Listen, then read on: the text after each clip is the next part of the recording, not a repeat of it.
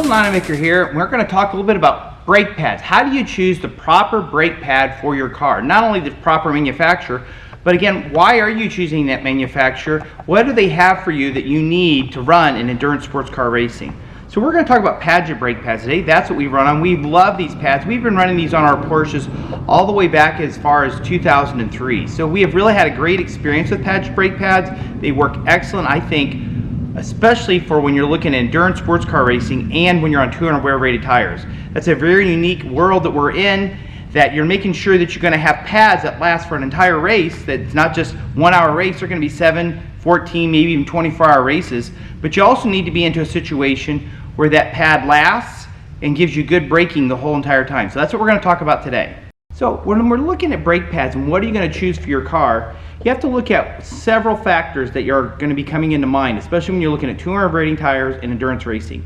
For us, it has always been Pagid brake pads, and I want to just explain some of the things that we look for when we were trying to choose our brake manufacturer years ago and why we continue to still use Pagid. So one is making sure that that manufacturer gives you different varieties of options of different compounds for different types of racing. So an example here is right here I have in front of me the RS14, and right over here is the RS29. Now, as this video continues to go through time, these numbers may change in the Pagid lineup, but what's consistent is you have different types of pads. This is more of what you would call a sprint pad, meaning it'll last you maybe 7 hours, okay? This one here is more of an endurance pad. This is what we would be running at, like, say, Daytona, or if we're running a 24-hour race. This will allow us to go through the entire race without having to change pads. It's not going to be quite as grippy as friction adhesive when we're going into brake zones, but when you think about having to do a brake change, I think I'll choose this all day versus one I have to do a brake change on. So when we look at the pads, one thing you got to think about is you got to make sure that when you're looking at the compound, that yes, it has a lot of initial bite, but if it's giving you a bite where you're getting lockup, that may not be the pad for you. And we've had several pads we've tested. Again, why do you do this? Because you want to make sure the pad you've got is the perfect one. So when I've tested other types of compounds, every time I come back to Pagid, because I don't get flat spots with them. They do not lock up. They don't have such a high threshold of bite that it just locks the tires up, okay? So that's one thing I like. I also like the fact that with the Pagid brake pads, I have the ability to modulate the brake pedal.